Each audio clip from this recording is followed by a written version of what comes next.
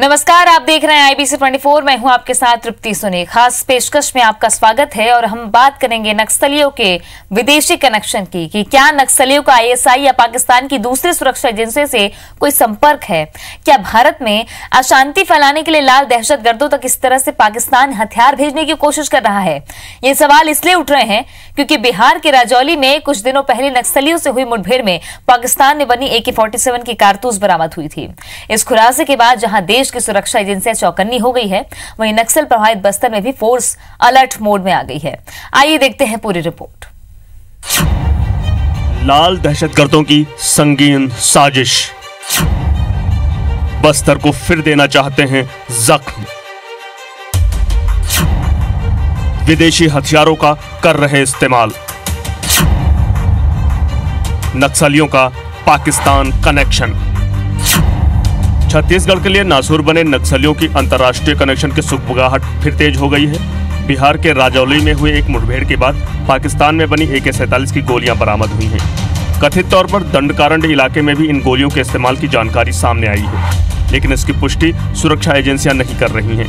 ऐसे में ये बात उठ रही है कि कहीं पाकिस्तान की खुफिया एजेंसी ISI नक्सलियों के जरिए देश में अशांति फैलाने के लिए हथियारों की सप्लाई तो नहीं करवा रहा।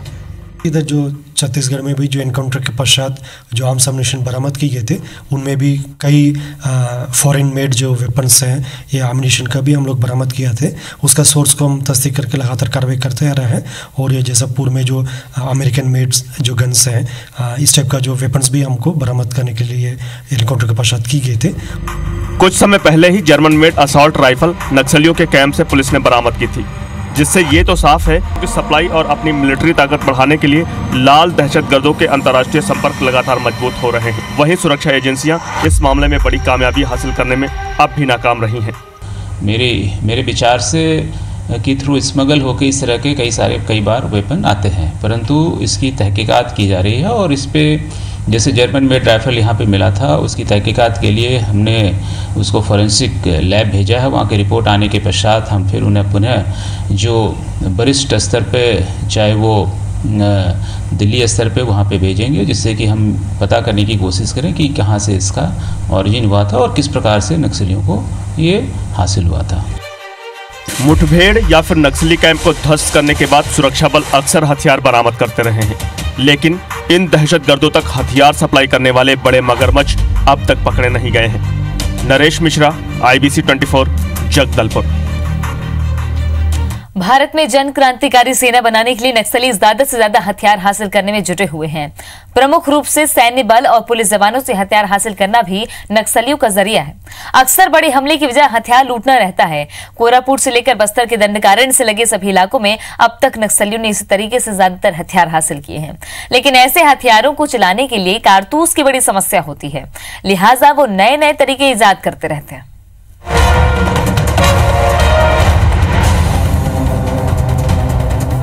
नक्सलियों को गुरिल्लावार जारी रखने के लिए हथियारों की जरूरत होती है। समय समय पर इनके पास से बरामद किए गए दस्तावेजों में इस बात का जिक्र मिलता है कि उनके कैडर के पास हथियार कम हो रहे हैं। हथियार बढ़ने के साथ साथ नक्सली बटालियन सेना की तर्ज पर बड़े संगठन खड़ा करने की तैयारी में लगे हैं। नक्सली हथियार हासिल करने के लिए भी सुरक्षा बलों को निशाना बनाते हैं। पिछले कुछ समय से पूरे दंडकारंड इलाके में सबसे ज्यादा पुलिस और CRPF के जवानों ने हथियार खोए हैं। कुछ घटनाएं हुई थी, जैसे एक दंतेवाड़ा जिले में CISF के जवान के द्वारा एक हथियार चोरी करने का प्रयास, जिसको हमने त्वरित कार्रवाई करके पकड़ा। इसी प्रकार से दंतेवाड़ा जिले में ही एक जवान के द्वारा हथियार को छिपा करके, और जो अभी तक की विवेचना में बातें सामने आ रही हैं कि उनके द्वारा शायद ये नक्सलियों को दी जाने वाली थी। तो इस तरह की जहाँ भी बातें संज्ञान में आती हैं, उस पर हम निश्चय ही कार्रवाई और उसको अच्छी तरीके से विवेचना करते हैं। इसके अलावा नक्सली संगठन फोर्सेस के भीतर मौजूद जवानों से लीकेज के जरिए चोरी या किसी तरीके से हथियार और बंदूकें हासिल करने की फिराक में लगे रहते हैं। पुलिस भी अपनी खुफिया सूचना पर ऐसे लोगों के खिलाफ समय समय पर कार्रवाई करती है। कुछ पहले केसेस हैं जिसमें जो कि जैसे पिस्टल हो गया या कंट्री मेड वेपन हो गया, इस तरह के कई सारे खेप पकड़े गए हैं, परंतु इसमें एक जो नेटवर्क की इधर हाल फिलहाल के दिनों में इस तरह का कोई यहाँ पे बातें सामने नहीं आई है। नक्सली बड़े हथियारों को हासिल करने के लिए अंतर्राष्ट्रीय नेटवर्क के साथ देश के भीतर भी कई नेटवर्क के जरिए हथियार हासिल करते हैं और लगातार अपनी ताकत बढ़ा भी रहे हैं। नरेश मिश्रा, IBC 24, जगदलपुर।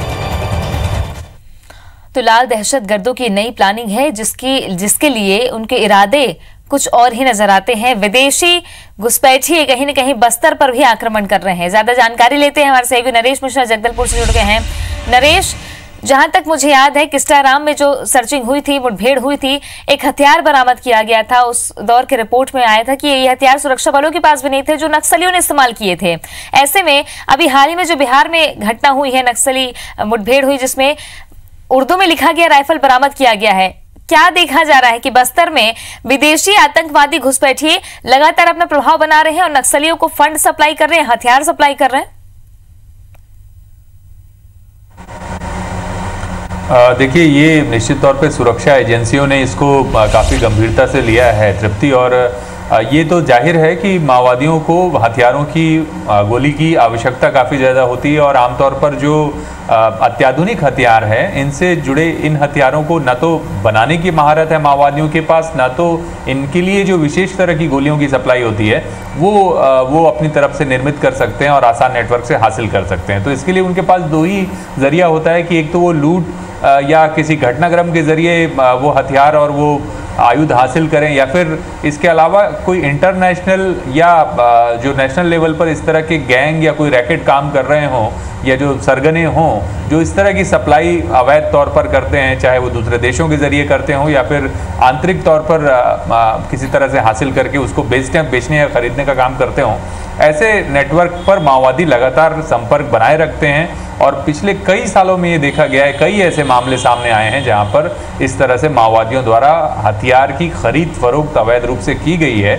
और ताज़ा मामला तो दंतेवाड़ा इलाके का भी है, जहां पुलिस के कैंप से ही एक सिपाही को माओवादियों ने साधने में कामयाबी हासिल की और उसके जरिए हथियार खरीदने की फिराक में थे और ये हथियार कैंप से निकाले भी जा चुके थे। हालांकि समय रहते पुलिस ने इस पर ध्यान दिया।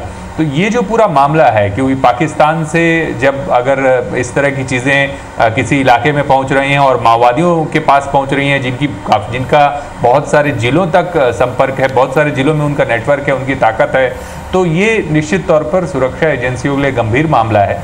और क्योंकि इसकी एक प्रक्रिया होती है अधिकारियों के मुताबिक कि पहले इसकी फॉरेंसिक जांच की जाती है और उससे ये पता चल पाता है कि एग्जैक्टली ये जो हथियार है या जो गोली है वो किस जगह बनाई गई है। तो ये कहना है कि जब ये चीज़ रिपोर्ट में सामने आएगी तो पूरी तरह से साफ हो जाएगा कि ये हथियार, ये जो गोली है या ये जो हथियार है, ये कहाँ से और एग्जैक्टली किस नेटवर्क के जरिए भारत तक पहुँचे होंगे। लेकिन ये साफ है, देखिए कि चाहे पूर्वोत्तर इलाके में तृप्ति संगठन हो, विभिन्न उग्रवादी संगठन हो, या फिर जम्मू कश्मीर जैसे इलाके में जहां पर अत्याधुनिक हथियार के साथ सेना के साथ मुकाबला किया जा रहा है आतंकवादियों के द्वारा, इन सभी को अवैध तौर पर, इलीगल तौर पर हथियार हासिल होते हैं और इन्हीं सब नेटवर्क के जरिए कहीं ना कहीं ये हथियार जो दूसरे ऐसे संगठन हैं उन तक पहुंचते हैं। बिल्कुल नरेश, देखा जाए तो इस तरह की जो सप्लाई की जा रही है तो देश में अशांति फैलाने की कोशिश भी है। खासतौर पर अगर बस्तर के लिहाज से बात करें तो बस्तर में सुदूर इलाकों में नक्सली पहले ही पैठ जमा कर बैठे हैं। ऐसे में सुरक्षा बलों के लिए कितनी बड़ी चुनौती है? क्या इंटेलिजेंस फेल हो जाता है इस वजह से और नक्सलियों के पास ऐसे आधुनिक हथियार पहुंच जाते हैं और वो बड़ी वारदातों को भी अंजाम दे देते हैं? ऐसे में सुरक्षा बलों की भी कहीं ना कहीं यहाँ पर लापरवाही आप कह लें या फिर प्रशासन की नाकामी कह लें कि उनको इंटेलिजेंस उनका प्रॉपर नहीं रह पाता और नक्सली दो कदम आगे बढ़ जाते हैं। जी हाँ, देखिए, ये एक जो सुरक्षा एजेंसियां हैं कह लीजिए या इंटेलिजेंस नेटवर्क है, उसकी एक परेशानी ज़रूर है या उसकी कह लीजिए नाकामी या कमज़ोरी ज़रूर है। क्योंकि आप अगर देखें तो ऐसे बड़े मामलों का खुलासा बहुत कम होता है जहाँ पर इस तरह से इलीगल तौर पर हथियारों की सप्लाई की जाती है। और यूपी, बिहार या ऐसे बहुत से ऐसे इलाके हैं, यहाँ पर तो कई बाहुबली बलियों के पास से भी और कई एक्टर्स के पास भी अत्याधुनिक हथियार बरामद किए गए हैं। तो इनके वास्तविक नेटवर्क को दबोचना या उनको तोड़ने की बड़ी कोशिश कभी भी सामने नहीं आती रही है। तो ये एक बड़ा क्योंकि एक माओवादी संगठन है, काफ़ी बड़ा संगठन है, काफ़ी ज़्यादा पैसे हैं इस संगठन के पास, तो इसकी पूरी कोशिश होती है कि हथियार ये हासिल कर सकें। और जिस तरह से जर्मन मेड वेपन जो आप कह रही हैं कि जिसका इस्तेमाल पुलिस फोर्सेज नहीं कर रहे हैं, उन अत्याधुनिक हथियारों का भी मिलना चौंकाने वाला है, क्योंकि अगर वो स्नाइपर से ऐसी राइफल भी माओवादी हासिल करेंगे तो आने वाले समय में फोर्सेस को बड़ी परेशानी हो सकती है।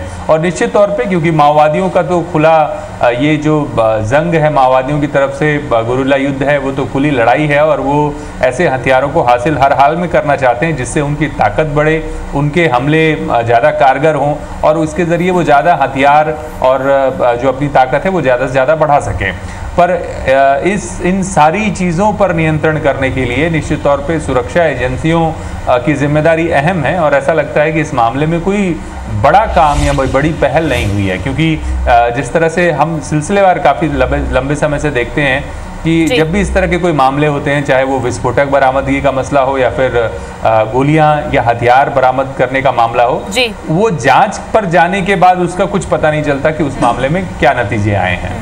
बिल्कुल, ये देखा भी जाता है माओवादी अपनी ताकत बढ़ाने की कोशिश कर रहे हैं, इस फिराक में भी रहते हैं। ऐसे में उनकी ताकत जो है विदेशी फंड और विदेशी जो कनेक्शन है, जो सरगना है, वो बढ़ा रहे हैं। तो सवाल यही उठता है कि क्या इंटेलिजेंस फेलियर है पुलिस प्रशासन का, या वो जो गिरोह चल रहा है, जो सरगना चल रहा है, जो विदेशों से ISI का भी कनेक्शन कहीं ना कहीं जोड़ा जाता है, वो नक्सलियों को फंडिंग कर रहे हैं, वो नक्सली को हथियार पहुंचा रहे हैं। तो ऐसे में इंटेलिजेंस फेल है, इस पर काम करने की जरूरत है। बहरहाल बहुत बहुत शुक्रिया नरेश जानकारी के लिए।